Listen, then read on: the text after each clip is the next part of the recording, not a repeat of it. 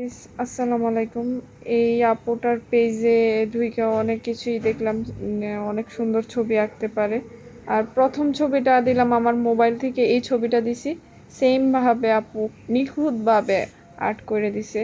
আর আমার এত ভালো লাগছে যে বলার বাইরে। এত সুন্দর করে আর্ট করতে পারবে সেটা আমার মন থেকে বলতেছি। অনেক সুন্দর করে আপু আর্ট করছে।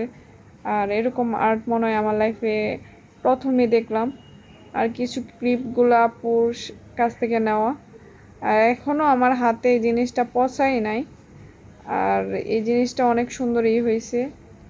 আপু অনেক সুন্দর জিনিসটা করছে। আর আমি যতটুকু দেখাইতে পারছি কিনা সেটা আমি জানি না।